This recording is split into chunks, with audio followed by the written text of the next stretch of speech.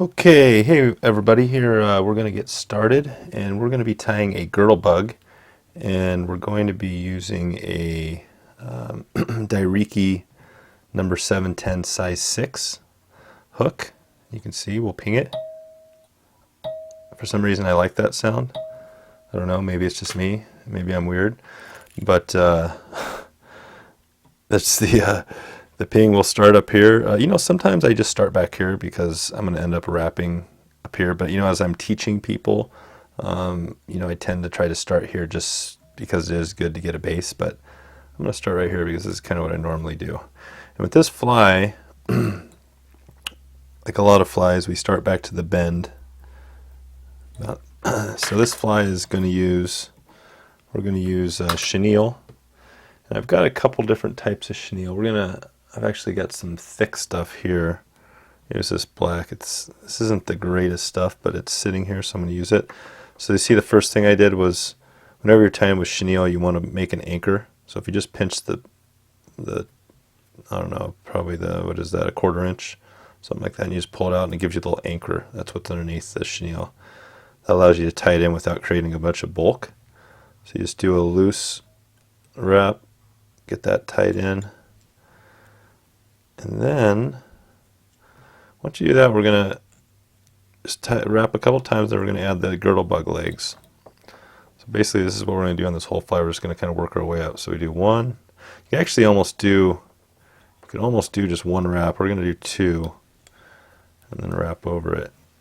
And then, with these rubber legs, so we're going to do white here.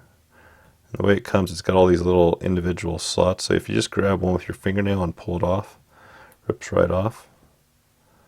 And we're going to try to set this out of the way. So what you do is just place this, and I don't know if you can tell how long that is. It's about 2 inches in length.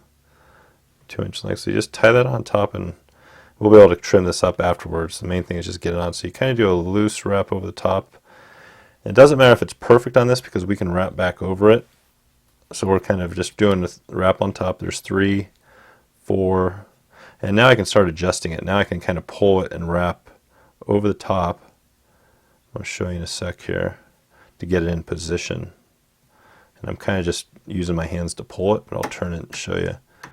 See how in here, you can kind of adjust this and then wrap over it so it fits perfectly.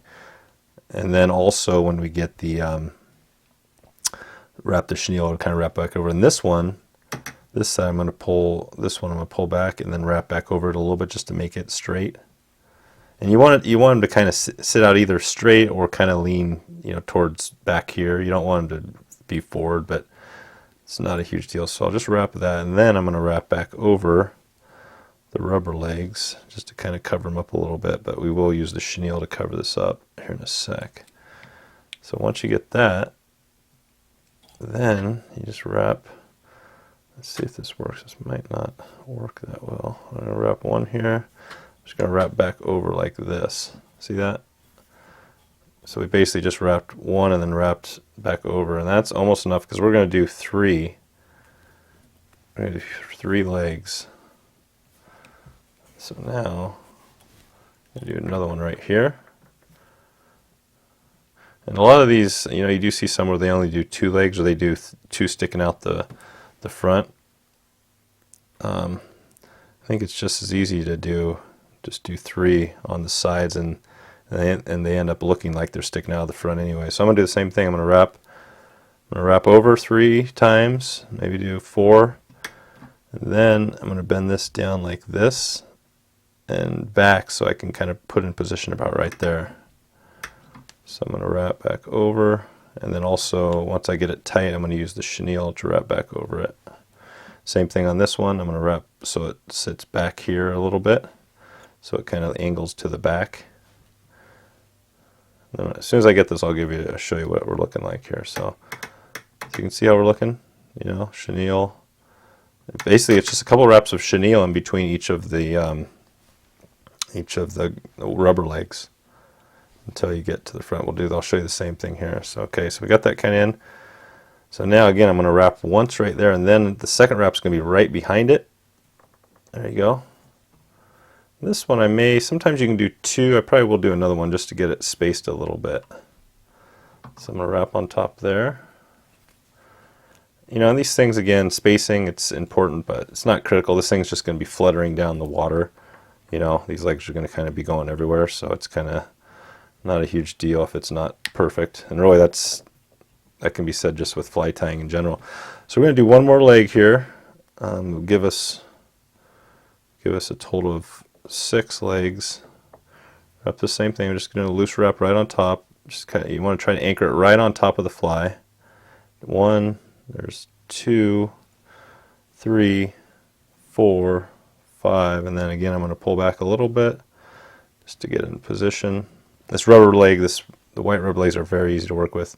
Same thing this time. I'm going to pull it back and wrap back over it to position it.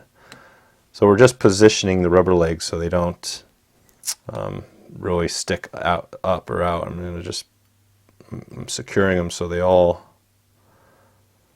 stick either straight out or towards the back. Then this one I'm going to wrap again. We're getting close to the end now. So I'll wrap once there, and then again I'm going to wrap. So I wrap there, and then I'm going to wrap back behind it. See back here to cover up the rubber legs. There you go.